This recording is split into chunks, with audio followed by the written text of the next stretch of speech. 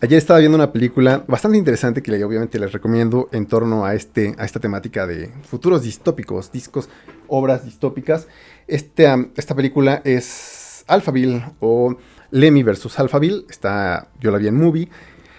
Y es de Jean-Luc Godard, una película un poquito difícil, un poquito que va de repente muy lenta, de repente va poniéndose un poquito medio oscura, de repente los diálogos son un poquito pesados.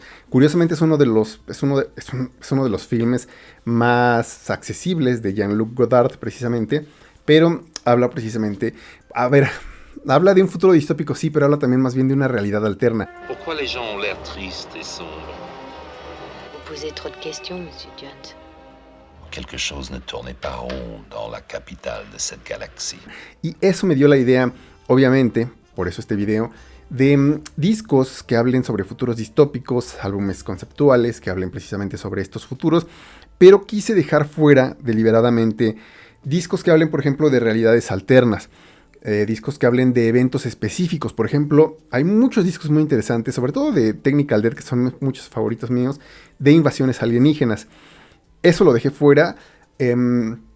Los que hablan de un evento como las catástrofes climáticas, sin ser discos conceptuales completamente, por ejemplo, de Atlas, de Cattle Decapitation, por ejemplo, Travis Ryan y compañía, se aventan un discazo y me gustaría mucho incluirlo en algún momento, pero siento que si abrimos más este tema, además de obviamente tardarnos muchísimo, dejaríamos fuera muchísimas cosas muy buenas. Así que solamente nos vamos a centrar, o solamente me centré para hacer esta lista de 5 obras conceptuales poco conocidas, que pues tratan de varios temas, obviamente de futuros distópicos, obviamente ciertos temas políticos, sociales, que pueden incluir algunos de estos elementos que he mencionado previamente, pero que no se centren únicamente en uno.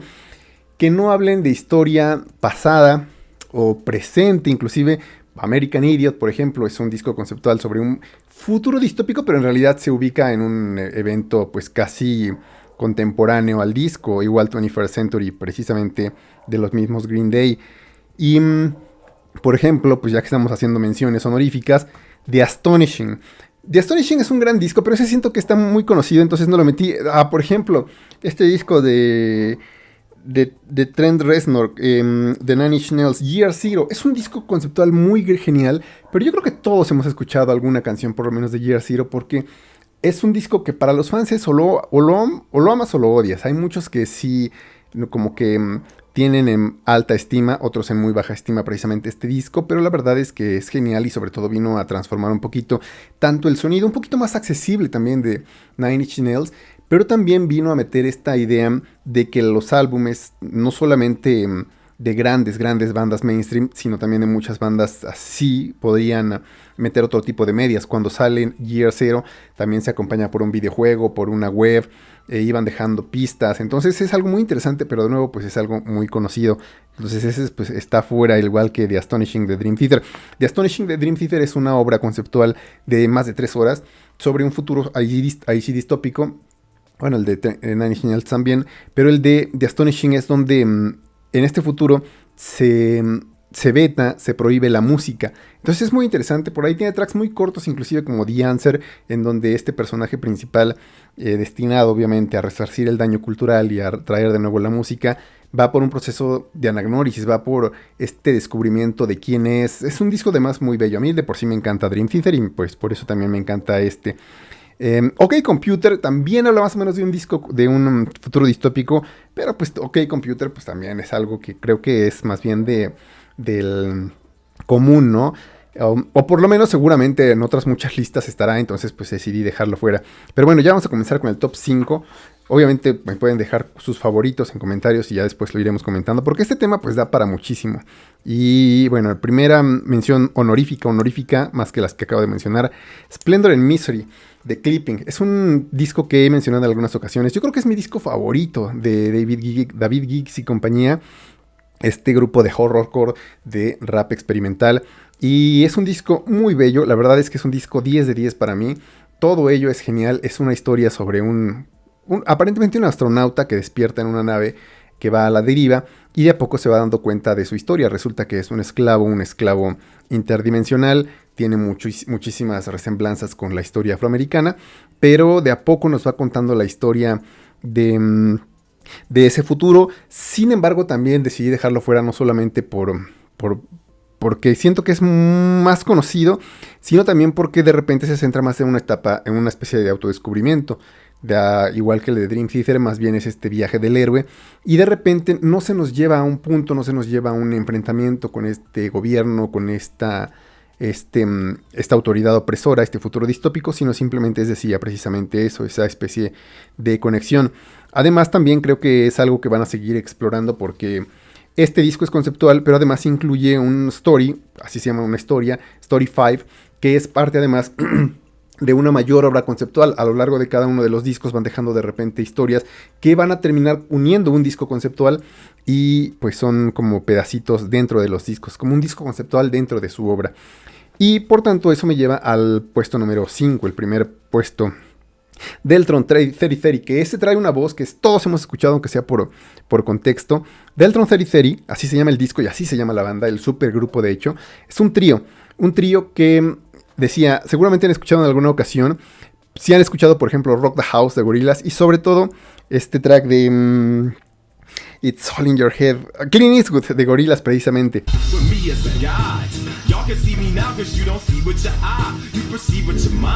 El rapero que canta esa parte precisamente en ese track de Gorillaz es Deltron Zero, o del Funky Homo Sapien.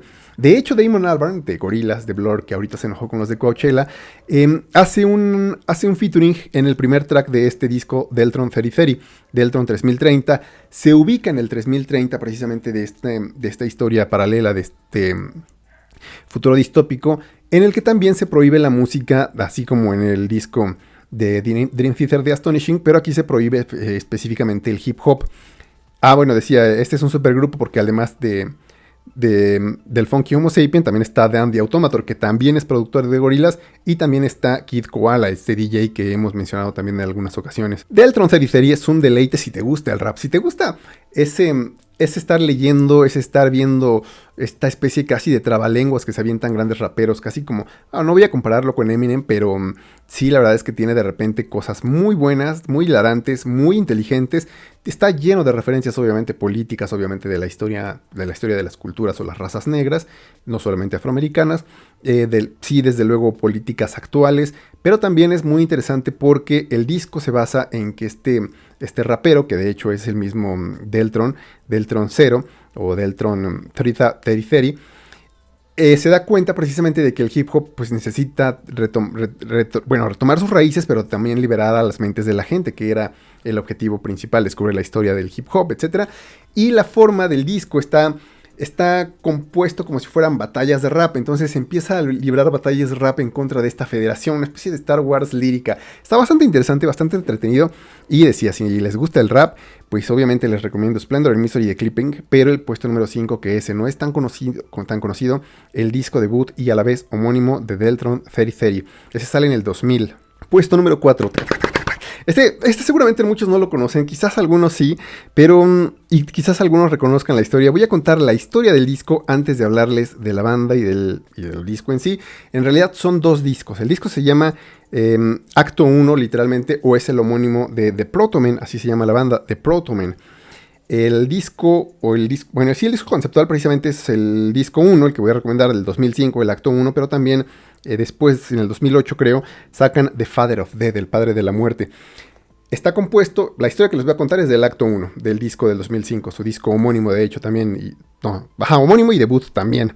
Y el disco 2, sin embargo, es la precuela de dos doctores, el Dr. Luz y el Dr.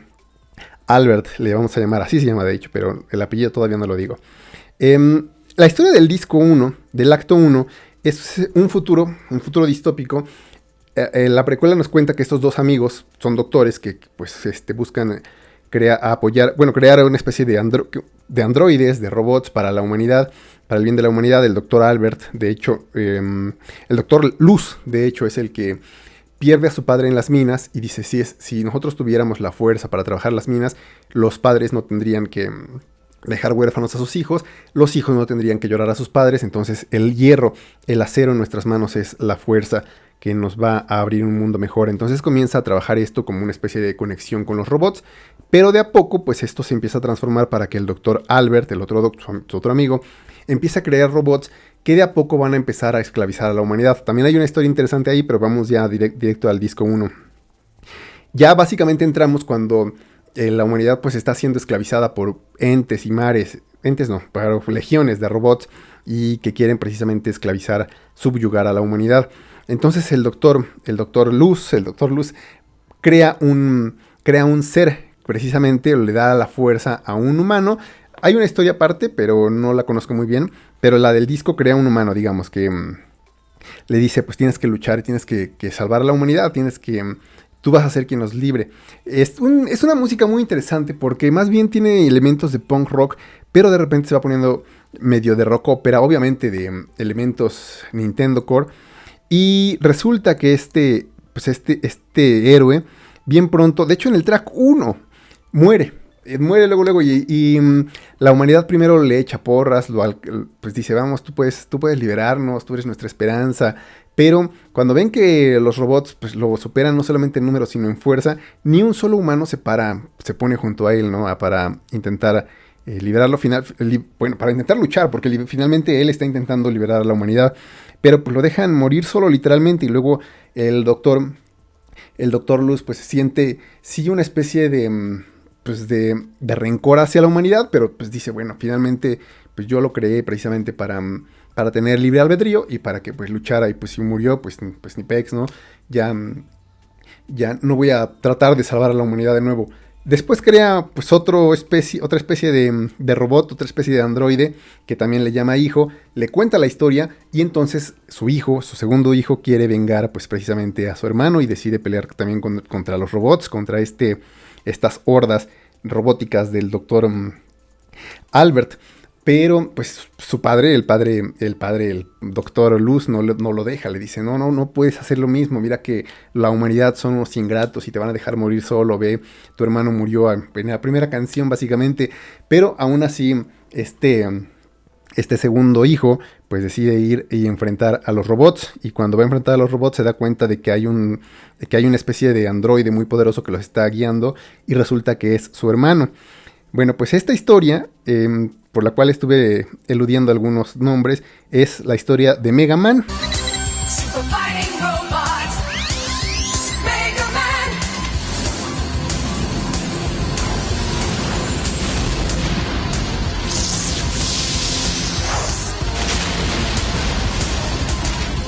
De este personaje de los videojuegos de Mega Man.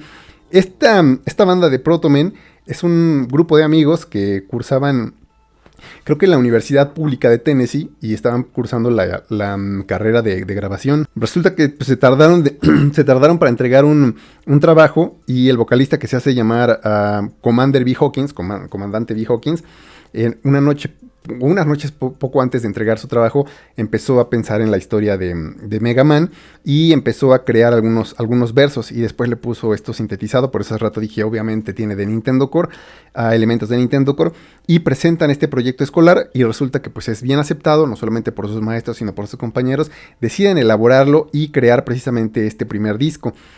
Este grupo de los Protomen, si les gustan los videojuegos y son gamers, obviamente les recomiendo muchísimo no solamente estos dos discos, decía The Father of Death, habla del Dr. Albert, que es el Dr. Willy, el villano de Mega Man, y habla de Protoman, que pues es obviamente el personaje que muere primero. Decía, hay una historia aparte, un lore bastante trágico además de la historia de Mega Man, pero pues no la conozco tan a fondo, yo nada más jugaba hace muchísimos años ya, y no conozco tanto ese lore, pero resulta que pues sí, está muy interesante este primer disco musicalmente, líricamente, las voces son muy buenas, la entrega, hay por ahí unos solos bastante notables, pero además siguieron haciendo música de videojuegos, de películas como Terminator, como Robocop. Entonces si les gusta ese tipo de historias distópicas de este tipo de media que son los videojuegos, obviamente tienen que escuchar a The Protomen en el puesto número 4. Este me emocionó un poquito más, pero puta, fíjate que llega más arriba. Quería ir mencionando algunas recomendaciones también de que estuvieran a la par de los discos, pero en este caso de videojuegos, la verdad es que pues, lo único que estoy jugando es Nike, pero pues eso van a pensar que solamente lo juego por los traseros digitales, y en un inicio sí, pero la verdad es que también la historia está muy interesante, pero no lo recomiendo así completamente, porque además de que es muy pesado, pesa como 8 GB el juego, es de esos juegos idle o bueno, gacha y idle. Gacha de que pues tienes que apostarle a veces muchas tiradas a un personaje que no te puede salir en mucho tiempo. Pero además idle de que pues tú lo dejas jugar solo básicamente. Nada más eliges a tu escuadrón y pues no metes, ahora sí que no metes ni las manos. Entonces eso aburre a muchísimos. Pero la verdad es que la historia también está muy interesante sobre un futuro distópico en el que una especie de alienígenas mecánicos subyugan también a la humanidad y estos crean a las Nikes, que son, pues, como el nombre lo indica, la diosa guerrera helénica, la diosa griega de la victoria. Y estas guerreras empiezan a luchar, pero de a poco se van dando cuenta que hay también una especie de intereses humanos ahí que crearon aparentemente a estos, o que llamaron a estos aliens, hicieron un trato, no sé muy bien de la historia, pero bueno, ahí está un extra por si quieren checar también este tipo de historias distópicas de videojuegos. Antes de llegar al puesto 3, hay un par de obviamente recomendaciones o menciones honoríficas, pero de metal también dejé fuera muchísimos discos de metal que sobre todo se centraban en algún aspecto. Muchos se centraban, por ejemplo, en críticas específicamente religiosas y pues lo que buscaba era que precisamente fuera una especie de futuro general, ¿no? Si es un futuro distópico, pues va a tratar de muchísimos temas. Me encontré con que hemos hablado en alguna ocasión de Darkthrone, esta banda de crust punk black metal, y de su primer disco Soul Sad Journey, que de hecho es el único disco death metal. Muchos lo consideran un disco conceptual sobre un futuro distópico. Por ahí menciona precisamente el cambio climático, por ahí menciona, ¿qué más? Construcciones alienígenas mencionan por ahí, pero para mí no es un disco conceptual, que hemos hablado en algún momento de su discografía. Para mí son pues comentarios independientes cada uno de los temas, y es un gran disco, sobre todo obviamente si te gusta del black, el death, sobre todo el death metal, que es el único disco death metal, decía, de Darkthrone, pero decía son más comentarios pues independientes para la sociedad, la religión, que pues es un tema constante en ellos, y entonces decide dejar mejor como mención honorífica The Furnaces of Palingenesia de Dead Spell Omega. Ese sí es un discazazazazo. Y es también, pues es black. Por momentos se ponen un poquito más disonantes, por momentos tienen una especie de síncopas bastante marcadas. Este es un disco conceptual también sobre un futuro distópico, pero es muy interesante este disco. Si les gusta el metal, desde luego, si les gusta lo cerdo, lo cavernoso, lo más o menos disonante, obviamente lo van a disfrutar y obviamente seguramente ya conocen a Dead Spell Omega. Si no les gusta el metal tanto, si no les gusta esa parte, les recomendaría acercarse de a poco, pero sí les recomendaría cuando menos la historia, porque es muy interesante. Empieza con una especie de aberraciones infernales, más que una especie de futuro distópico parece, al igual que Darkthrone, una especie de descripciones del infierno en la Tierra.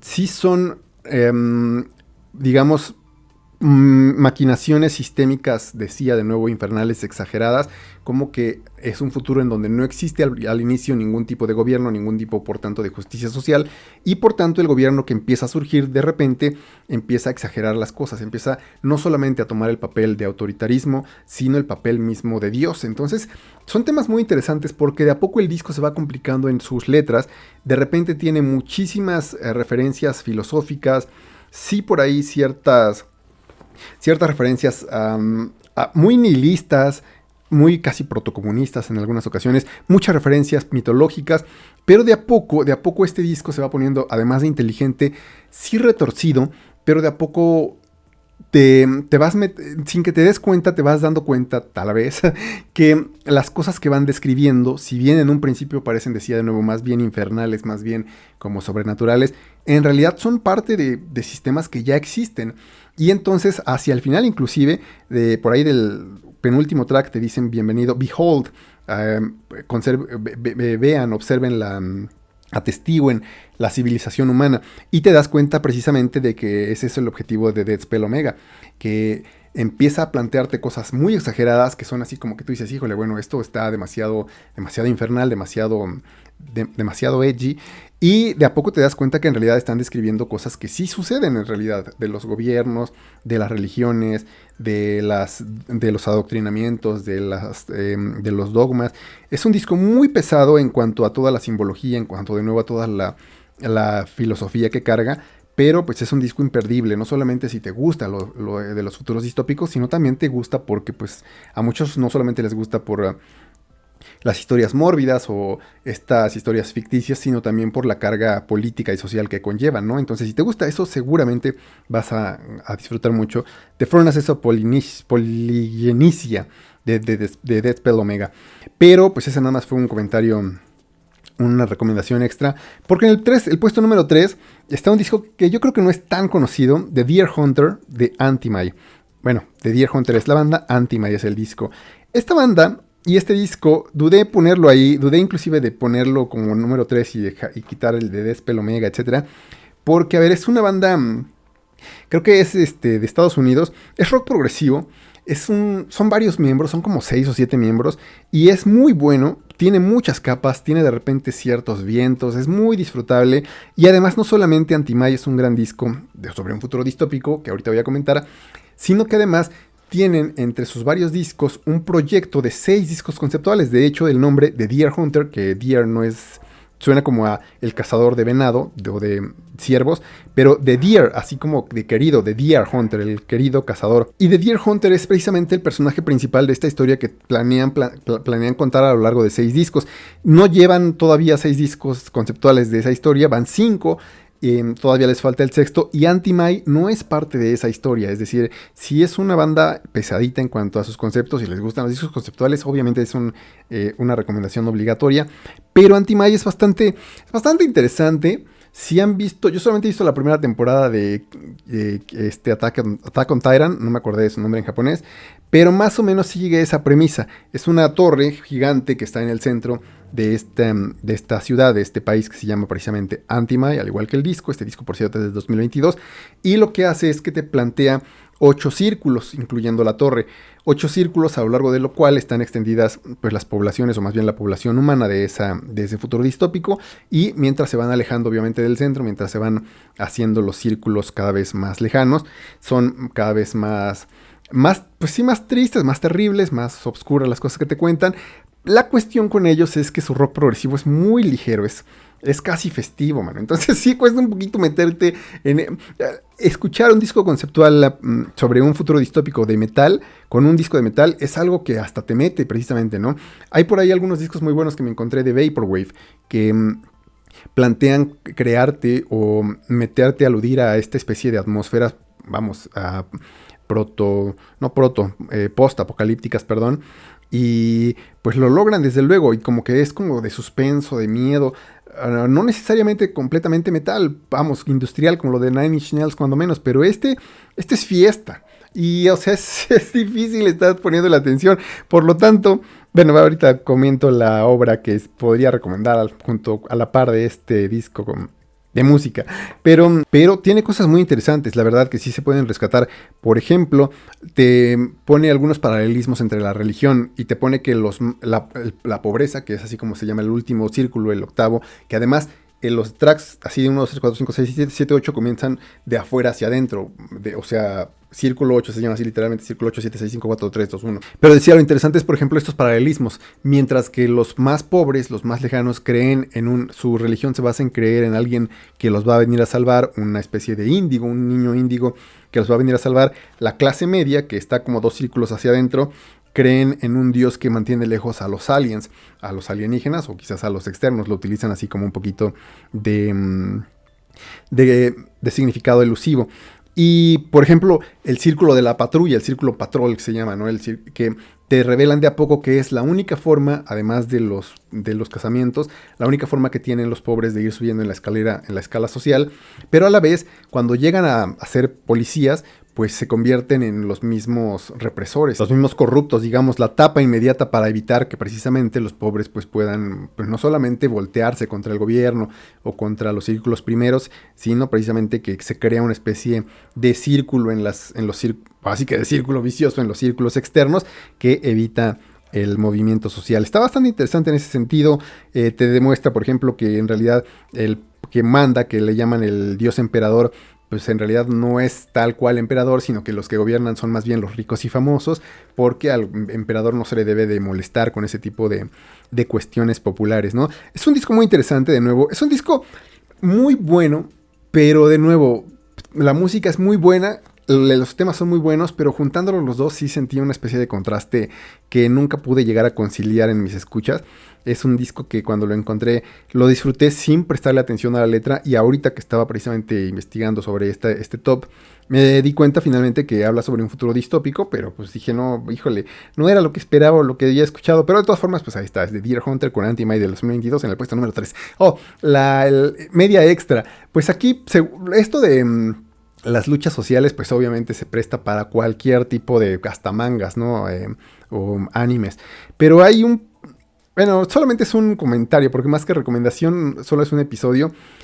Hay un episodio de Black Mirror en donde creo que es...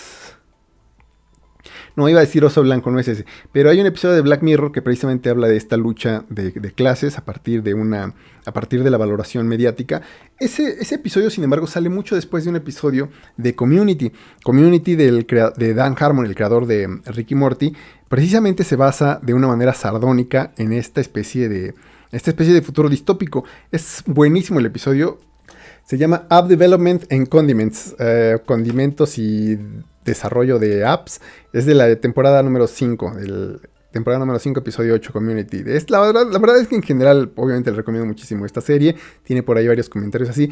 Pero este episodio, de nuevo, obviamente siendo un sitcom, una comedia, pues sí te plantea, inclusive decía antes, que Black Mirror es especie de cuestiones sociales. Es la verdad uno de mis mejores o de mis favoritos episodios de esa serie. The Future de Leonard Cohen, no sé por qué lo apunté, si ese ni es un disco conceptual o sí, para mí, no sé si por el nombre de The Future, pero para mí Leonard Cohen sí se avienta por ahí algunas historias bastante interesantes, algunas que no entran tanto en su historia, en su legado como premio Nobel. Pero no es un disco conceptual. En este video voy a valorar más a los que se hayan quedado hasta aquí y hasta el final, porque siento que estoy deambulando demasiado. Me emocionó mucho, pero no lo preparé demasiado. Y es que ahorita, por ejemplo, en el segundo disco, el puesto número 2, todavía es una historia genial. A ver, el puesto número 2 es... La banda se llama Dead Paul Robbins y el disco se llama Dead Horse. Es del 2020, no tiene muchísimo, pero es un gran disco, es un montón de giros. Ese no lo había escuchado, hasta hoy lo encontré y me gustó muchísimo. Sin embargo, aquí voy a poner hay dos situaciones. Primero una que pues a mí no me interesa mucho, pero que pues por la plataforma o por si llega alguien a buscar algún tipo de temáticas, pues ahora está esto de los trigger warnings, ¿no? Que en un inicio se comenzó, por ejemplo, en las películas de eso, de la página de Does the Dog Die at the End, algo así, que si te avisaban que si había un perro que moría, y de a poco fue extendiéndose hacia meterte cualquier tipo de trigger warnings, precisamente para la gente que pues quiera evitar ciertos temas, ciertas cuestiones, si hay sangre, si hay muertos, si no sé, ahora ya hay de todo, mano, literalmente hasta lo más exagerado. Y bueno, resulta que Dead Paul Robbins es una banda que se ha metido en algunas controversias, porque al parecer ellos son un poquito más de creencias de políticas de derecha.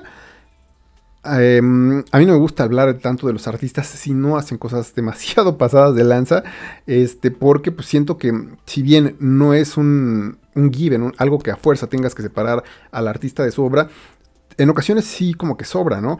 Y siento que bueno, se les tira muchísimo porque sus discos también de repente sí meten ciertas ideologías o ciertos ataques al comunismo, etcétera. Pero pues digo, cada quien, ¿no? Solamente lo digo por si hay alguien que pues, haya escuchado de Dead Paul Robbins.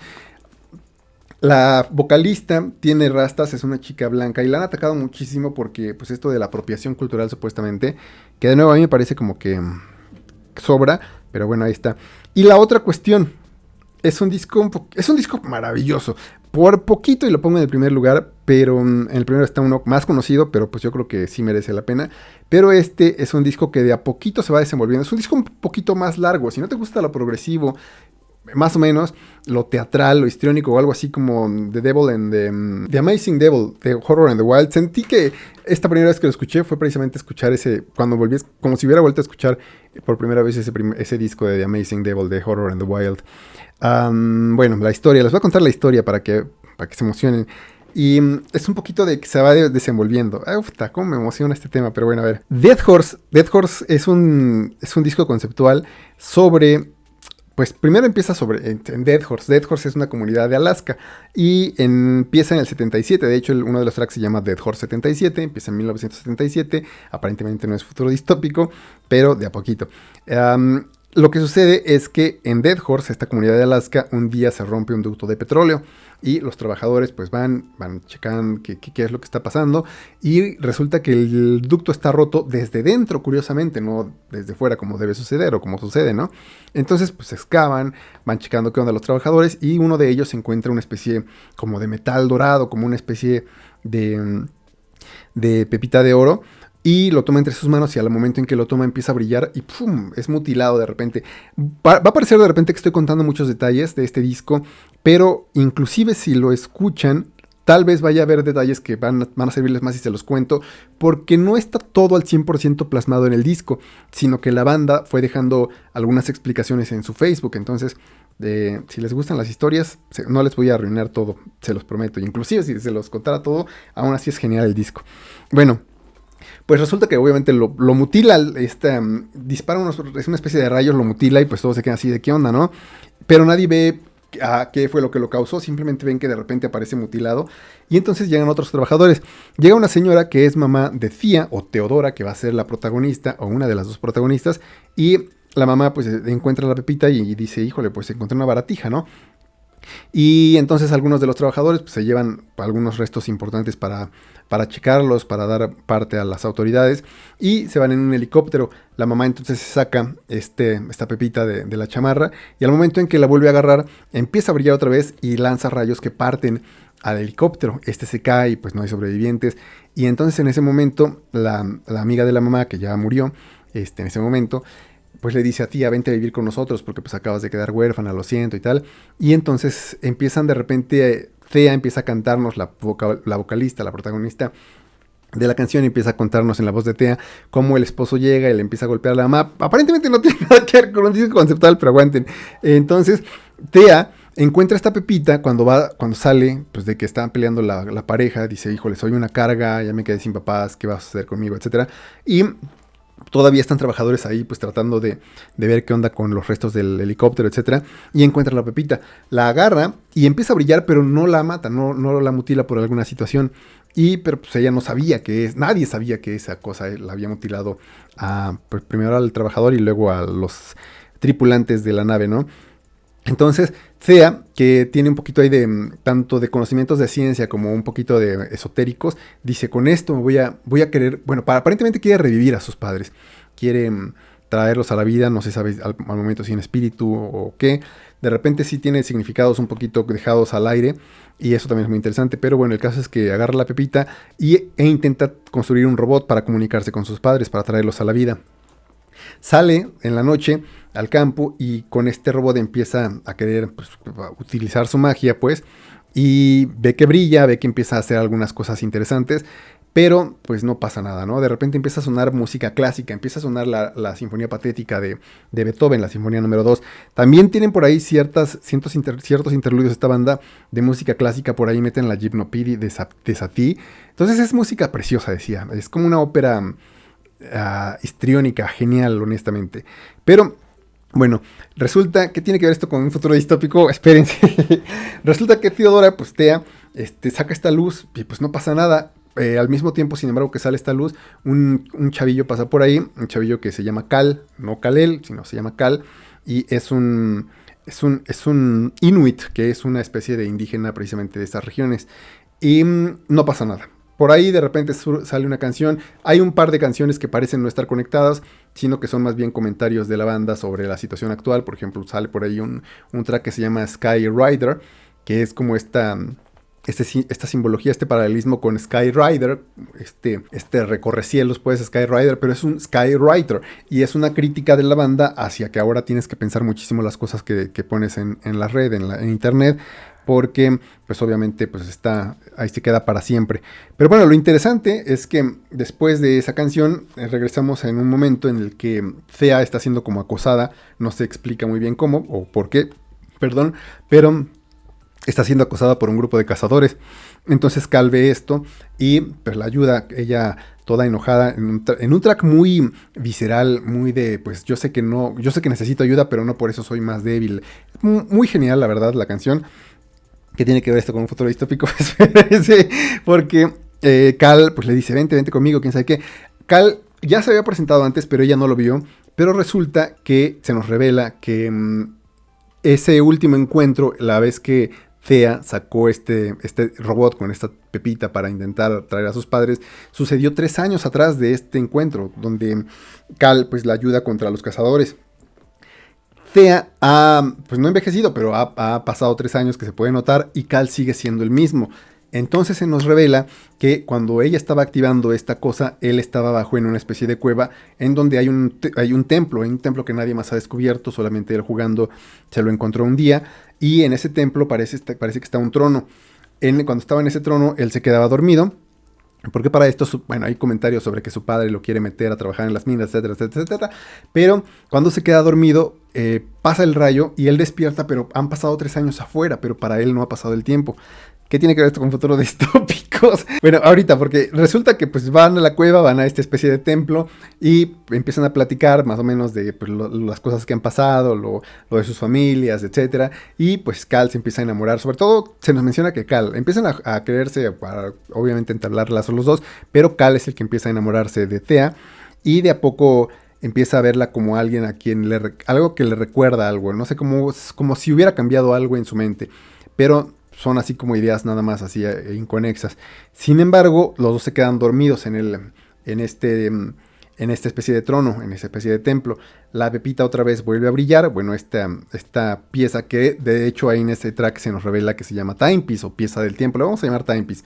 Y brilla y despiertan en el año 2077. ¿Qué tiene que ver esto con futuros distópicos? Bueno, pues ahora sí ya tiene que ver, porque cuando despiertan en el 2077 se dan cuenta que ahí sobre todo en Dead Horse ya hay robots trabajando las minas, pero se dan cuenta que eso ya se extendió hacia todo el mundo, que ya los robots son la fuerza primaria laboral y que además estos robots han creado otros robots precisamente para cubrir las necesidades de la gente. Nada aparentemente que pues pueda amenazar a la humanidad, sin embargo la humanidad sí se ha diezmado por sobre todo pandemias, pero de a poco los robots crean una inteligencia artificial que se llama The Saints o Saints, los santos, y The Saints es una inteligencia artificial que está creada sí para ayudar a los humanos, pero pues obviamente empiezan ahí también los discursos políticos de la misma banda, ciertos paralelismos sociales sobre las ventajas, desventajas de la inteligencia artificial, etc. Y entonces resulta que cuando ellos pues quieren, pues digamos, pues, no luchar directamente, pero por lo menos entender qué pasa con esta inteligencia artificial, hay un grupo que sí intenta deliberadamente ir en contra de esta y destruirla a base de un código.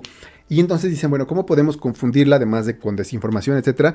Metiendo una palabra que es la palabra heart, corazón, que pues es como que muy entendida o muy mal entendida porque no se pueden poner de acuerdo en el significado entre diferentes culturas e idiomas, etcétera. Y entonces meten esta palabra en su código de Saints, de los santos.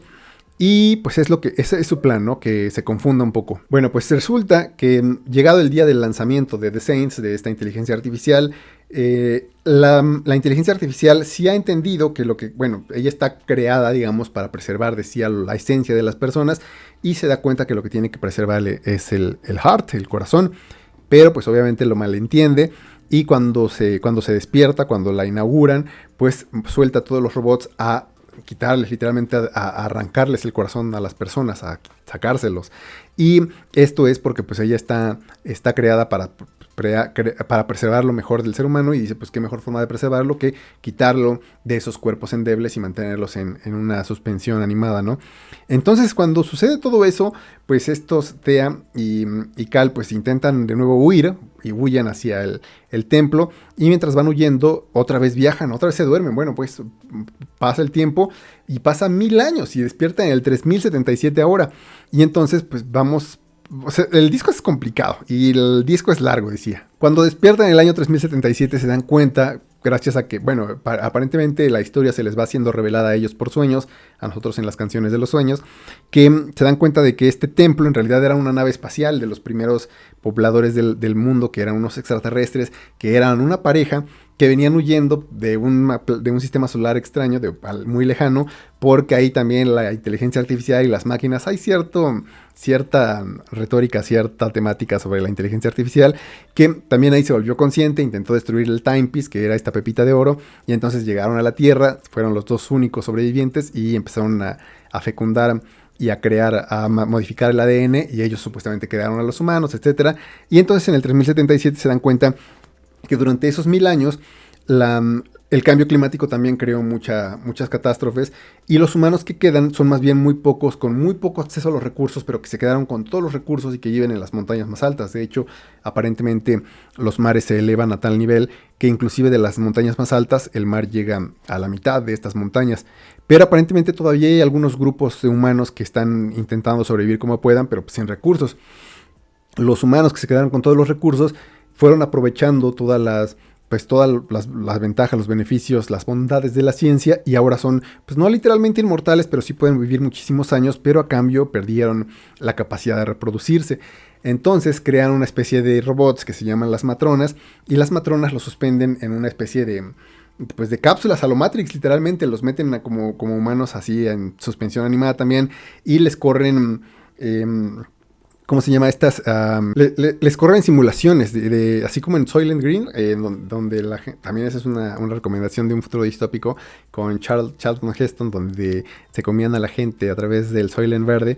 Y entonces, pues regresan, despiertan, decía Thea y Cal, y se dan cuenta de lo que está sucediendo y dicen, no, pues tenemos que hacer algo, ¿no? Para salvar a la humanidad, tanto a los que están viviendo pues en regiones muy alejadas y que no tienen recursos, como a estos que pues aparentemente tienen todos los recursos del mundo, pero están en suspensión constante porque las matronas están buscando la solución para la infertilidad, pero pues en realidad parece que nunca van a despertar, quién sabe cuánto tiempo llevan ahí.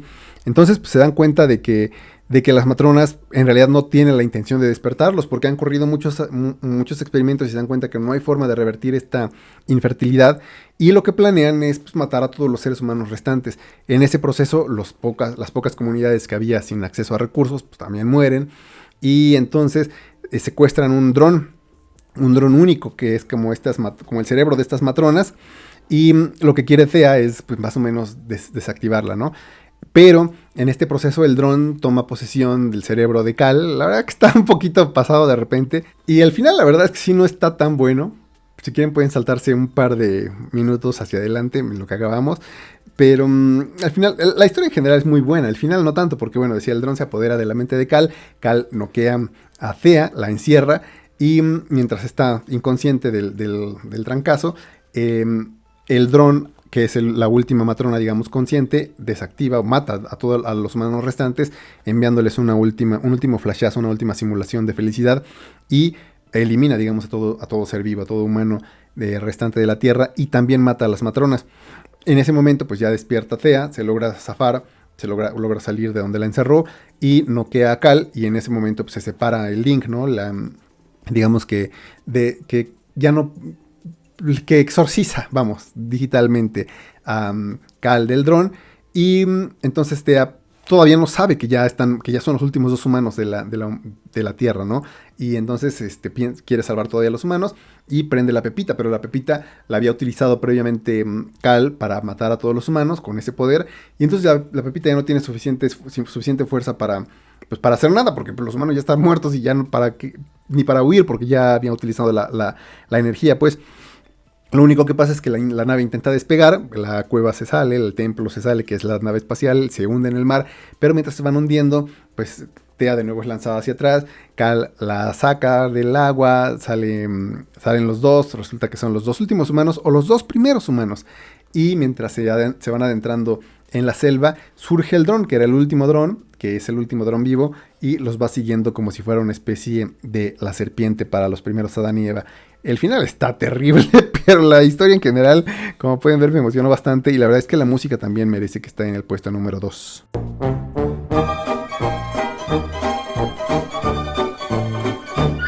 ¿Qué es una lista de futuros distópicos sin 1984 de George Orwell, ¿no? Pues hay muchísimos discos, hay muchos temas, hay muchas películas que se basan en esta novela, y por ejemplo, ahí precisamente Muse si bien The Resistance es un disco que está muy fuertemente influenciado por este álbum, en realidad a lo largo de toda su discografía pues se va apoyando de este tipo de imágenes, ¿no? Que nos plantea George Orwell. También, por ejemplo, Animals de Pink Floyd está basado no en 1984, sino en La Granja, de precisamente este mismo autor. Entonces eso me lleva al puesto número 1. Obviamente, bueno, hay otra mención honorífica que es el disco de Queensrÿche. Es una mención rápida porque la verdad es que es un gran disco de heavy metal, es un clásico, básicamente es el tercer disco de esta banda Queensrÿche, que es Operation Mindcrime de 1988. En el 2005 lanzan un segundo disco, y en ese segundo disco el Dr. X, que es el villano principal, es Dio. Ronnie James Dio le da voz. Este primer disco es un futuro distópico acerca de un tipo que se llama Nicky, despierta en un hospital en donde una enfermera lo seda y le dice buenas noches bastardo o algo así, lo tratan mal, pero porque resulta que es un asesino y que hay un personaje que es el Dr. X que ha estado lavando el cerebro de muchas personas a través de una droga y los utiliza para matar políticos. Pero de nuevo no es quizás tan sobresaliente el tema, es muy interesante, sí, y en su momento pues también fue muy comentado y muy importante, pero pues tampoco lo pondría en el top porque el disco sale, decía, en el 88 y los eventos toman lugar bajo la administración de Ronald Reagan, y Ronald Reagan termina de hecho su legado, su gobierno en el 89, o sea que básicamente pues está hablando de un futuro alterno, no tanto, o más bien de una realidad alterna, no tanto de un futuro distópico. Entonces, el primer lugar es David Bowie. David Bowie tenía que estar en el primer lugar, pero hay dos discos. El primero de ellos es Diamond Dogs de 1974. Este disco originalmente tenía la idea de ser un musical de 1984, ni siquiera basado, sino literalmente la novela de 1984, él la quería llevar a un musical. Bueno, crear un disco, quizás también a Broadway, pero a un musical. Sin embargo, esta es Sonia, ¿no? Sonia Orwell es la viuda de George, le niega los derechos, como que dice, no, pues como que este carnal no... Bueno, mucha gente todo el tiempo hasta el final de su vida a David Bowie lo estuvieron ninguneando y le niega los derechos. Entonces, pues Bowie pues decide hacer Diamond Dogs, un disco muy interesante, basado ahí sí en 1974, un disco muy basado y un disco que sin ser el primer lugar, esta es una recomendación previa al primer lugar de Bowie, es un disco que merece estar aquí por las insinuaciones literarias, los aires literarios que tuvo Bowie, que yo siento que también hay, decían, todo el mundo lo estuvo ninguneando. Yo no le quito ningún mérito a Bob Dylan por su premio Nobel, pero siento que Bowie también. Ese disco bueno, es que Diamond Dogs es un disco muy interesante, no quisiera meterme demasiado en este disco, es mejor dejarlo aparte, para otra reseña, perdón. Pero a ver, es un disco que musicalmente es muy importante porque había matado ya a Ziggy Stardust. Bueno, sobre todo sí, había matado a Ziggy Stardust, aunque los elementos estéticos y más o menos su influencia, que sí seguían manteniéndolo vivo, digamos, solamente que su banda, las Spiders from Mars, las arañas de Marte, ya no tenían este contrato, ya lo habían dejado básicamente sin músicos. Él toma el deber de la guitarra en un esfuerzo no solamente por tomar las bases por tomar la posición de la guitarra, sino además por darle una nueva estética a su sonido. Crea una especie de sonido un poquito muy, muy crudo, que muchos le ningunearon de nuevo, pero que deja atrás esta etapa más glam y se adentra en una etapa más funk. Literal, bueno, en el aspecto literario no solamente está basado en 1984 de George Orwell, sino también en Strange People que no sé si es una novela realmente, de Frank Edwards, en donde describe a gente aparentemente real, gente como se le llamaban en ese tiempo los freaks, y eso dejó muy marcada a David Bowie, sobre todo para futuras personificaciones estéticas y también para ciertas temáticas, pero también está basado en La Naranja Mecánica, la novela de Anthony Burgess o Anthony Burgess, que más que en la película. Y además utiliza un recurso literario que se llama cut up, que es como modificar el hiperbatón, vamos, de la estructura narrativa, porque se basa, como su nombre lo indica, cut up, en cortar las narraciones, en cortar los párrafos o las frases y crear nuevas. William S. Burroughs, uno de los mejores escritores que ha habido, fue precisamente el pionero de esto, pero también James Joyce utilizó esta técnica y eso lo utiliza en Diamond Dogs. Es un disco muy interesante, la verdad, pero no es el primer lugar. El primer lugar yo creo que se lo lleva Outside, y ese sí les voy a contar la historia también, y gracias por seguir aquí. Esto es mucho más rápido que el disco de Deadpool Robbins, de Dead Horse, pero es muy interesante. Outside es un disco que musicalmente significa también un cambio de era bueno, no para Ziggy Stardust, para David Bowie, porque va dejando atrás su parte más rock, más popular, más comercial, y va entrando en una era un poquito más experimental. Este disco trae jazz, este disco trae inclusive industrial, y es que es producido o coproducido por Brian Eno. Brian Eno también traía unas loqueras enormes. El mismo Bowie cuenta que para la construcción musical de este disco, Brian Eno creaba unas tarjetas sobre una especie de papel que le daba a los músicos, incluyendo al mismo Bowie, y cada día se las cambiaba, y cada día les ponía diferentes papeles, y cada día les daba diferentes propósitos en la música, y con eso iba armando el disco. Si pones atención a la música, es de repente muy extraña, de repente sí un poquito medio avant-garde, y hay tracks muy duros en donde, lejos de retratarte escenas grotescas, lo que hacen es más bien ponerte suspensos elegantes, minimalistas, sí, en ocasiones, pero es bellísimo.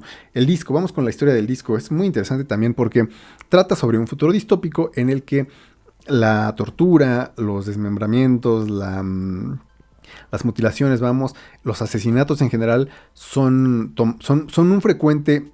un común, pero sobre todo usados aparentemente de manera artística. Hay una especie de arte que se llama crime art, que en ese futuro distópico, en donde precisamente se llevan a cabo una especie de asesinatos reales, ¿no? Una especie de snuff artístico, por así decirlo, si existe el término.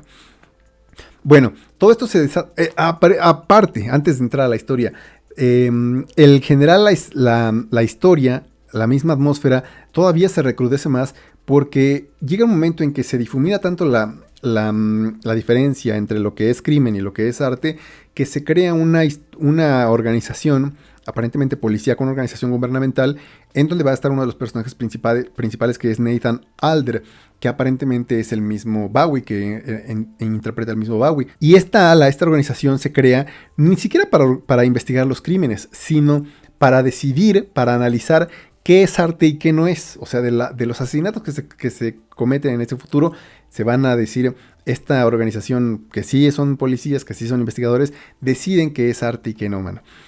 Ya desde entonces, pues ya te plantea algo que con eso mata a muchísimas historias de futuros distópicos, ¿no? Tanto de música como de otro tipo de media.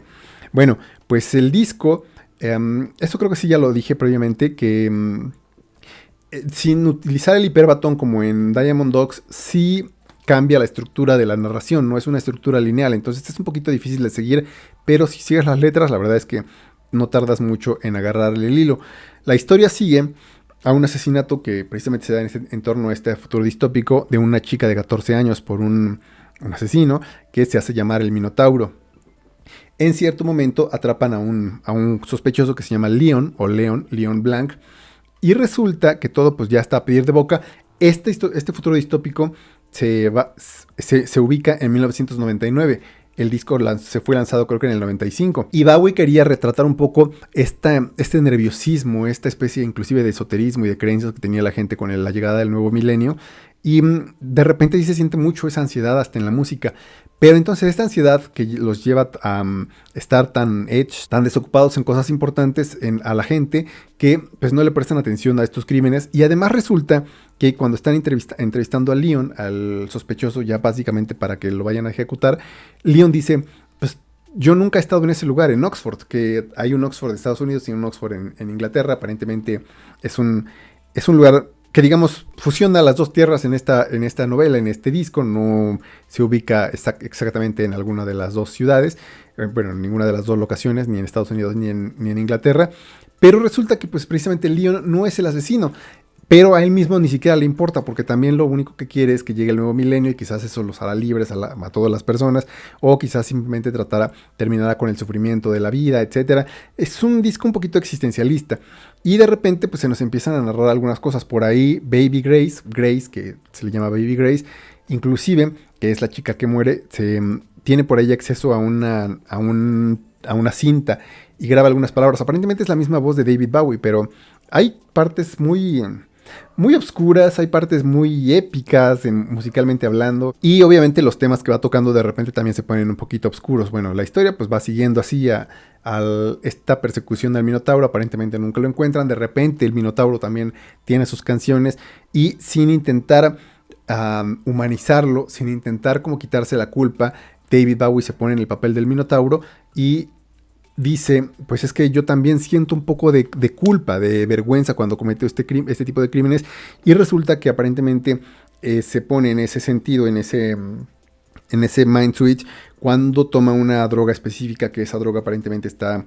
subsidiada por el gobierno mismo. Hay por ahí un personaje también femenino que es uno de los principales protagonistas y antagonistas, que se llama Ramona, que si saliera en este tiempo yo creo que pintaría para una feminista de la tercera o cuarta ola. No es algo peyorativo, realmente inclusive el mismo Bowie en una especie de booklet la pinta así como este cliché, y se va poniendo un poquito más interesante la historia. Si te gusta lo detectivesco, lo de crímenes, seguramente te va a llamar la atención, y así al final nos vamos dando cuenta que el Minotauro sí sufre de algunas alucinaciones. No empiezas a empatizar tanto con él, pero sí a darte cuenta que sí hay otro tipo de motivos.